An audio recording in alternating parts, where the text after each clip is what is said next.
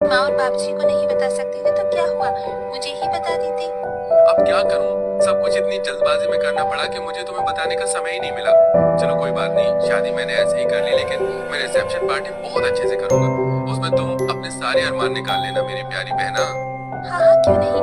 आखिर मेरी भाभी आई है, इकलौते भाई की इकलौती भाभी। हिमांशी का व्यवहार देखकर और उसका पहनावा देखकर सलोनी अपने मन ही मन सोच रही थी, मेरी ननद तो बहुत खूबसूरत, सुंदर और गोरी है। काश कि मैं भी इतनी गोरी और सुंदर होती तो अच्छा होता, लेकिन मैं अपनी ननद की जैसी नहीं हूँ। मेरा रंग सांवला है। सलोनी अपने मन में ऐसा सोचकर अपना मुंह लटका लेती है। कुछ देर बाद हिमांशी सलोनी को अपने भाई के कमरे में लेकर आती है। भाभी जी, आपको अगर किसी भी चीज की जरूरत हो तो मुझे बता देना, मैं यहीं पर हूँ। आवाज लगा देना, मैं आ जाऊंगी और आपकी मदद करवा दूंगी। अभी तो मुझे किसी भी चीज की जरूरत नहीं है ननद जी, लेकिन अगर किसी चीज की जरूरत होगी तो मैं आपको तुरंत बुला लूंगी। आप चिंता मत करो, आपके अलावा इस घर में मेरा है भी कौन जो मुझे समझ सके। एक भाभी के लिए एक ननद बहुत मायने रखती है। आप तो इस चीज को समझती हो ना। हाँ हाँ, क्यों नहीं मेरी प्यारी भाभी, बिल्कुल समझती हूँ। आप चिंता मत करो, मेरे रहते इस घर में आपको कभी किसी चीज की परेशानी होगी ही नहीं। ऐसा बोलने के बाद हिमांशी अपने भाई के कमरे से बाहर आ जाती है। थोड़ी ही देर बाद हिमांशी अपने कमरे में जाती है और एक नया सा सूट पहनकर अपनी भाभी के कमरे में आती है। अरे भाभी, अभी तक आप तैयार नहीं हुई हो, रुको मैं आपको तैयार कर देती हूँ। हिमांशी अपनी भाभी सलोनी को तैयार करने लगती है। तभी सलोनी देखती है कि हिमांशी ने बहुत सुंदर और प्यारा सूट पहना होता है। वो शीशे में अपनी ननद को देखते हुए कहती है, क्या बात है ननद जी, तुम्हारा ये सूट कितना प्यारा लग रहा है, तुम्हारे गोरे रंग पर खेल रहा है। मेरा रंग काला है ना, तो मेरे ऊपर ऐसे कपड़े अच्छे नहीं लगते। मैंने कई बार ऐसे कपड़े देखे हैं, लेकिन मेरा रंग और बेकार लगने लगता है। अरे भाभी, कैसी बात कर रही हो आप, ये तो बहुत प्यारा कलर है और ये कलर भी मीडियम है, इसे गाजरी कलर बोलते हैं। आपको पता है ये कलर हर एक औरत के ऊपर जचता है, फिर चाहे वो काली हो या गोरी हो। आपको यकीन नहीं है तो रुको, मैं आपको ये सूट देती हूँ, फिर आप इसे पहन कर देखना, आपके ऊपर बहुत अच्छा लगेगा।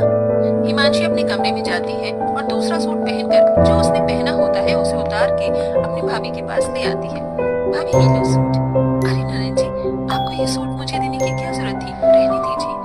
अरे क्या हुआ भाभी, आप मेरी भाभी हो, मैं इतना नहीं कर सकती, चलो इसे पहनकर दिखाओ।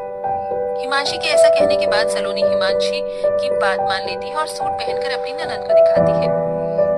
देखो ननद जी, कैसा लग रहा है। पहले तो मुझे लग रहा था कि मेरे रंग के ऊपर ये अच्छा नहीं लगेगा, लेकिन मेरे सामने रंग के ऊपर ये मुझे बहुत अच्छा लग रहा है।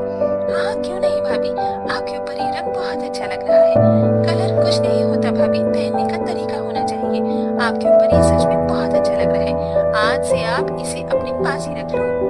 हिमांशी ऐसा कहकर अपनी भाभी को तैयार करने के बाद मुंह दिखाई के लिए लेकर आती है, जहाँ सब बहुत अच्छे से उसकी मुंह दिखाई की रस्म करते हैं और सभी उसे शगुन देते हैं। साथ में हिमांशी भी एक प्यारा सा तोहफा अपनी भाभी को देती है।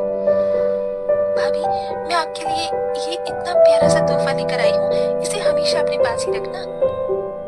आप तो बहुत अच्छे हो ननद जी, आपका बहुत बहुत शुक्रिया।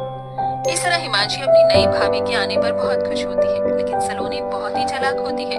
उसे जो भी चीज हिमांशी की अच्छी लगती है वो उससे लेने के चक्कर में उसके सामने ऐसा दिखावा करती है जैसे उसके रंग की वजह से उसके ऊपर कुछ भी अच्छा लगता ही नहीं।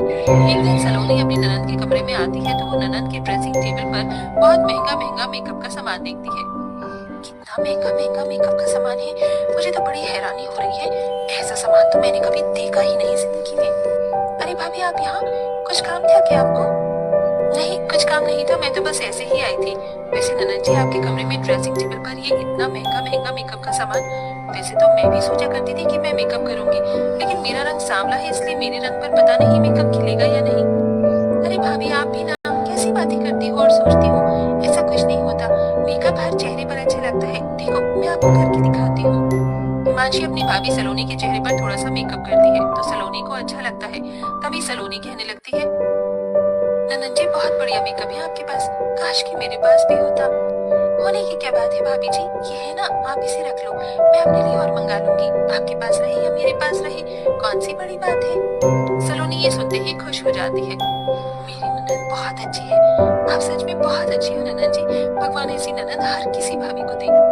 ऐसा कहने के बाद सलोनी अपने कमरे में सारा मेकअप का सामान उठाकर ले आती है और उसे अपनी ड्रेसिंग टेबल पर लगाने लगती है। ननद के सारे सामान पर मेरा ही अधिकार है।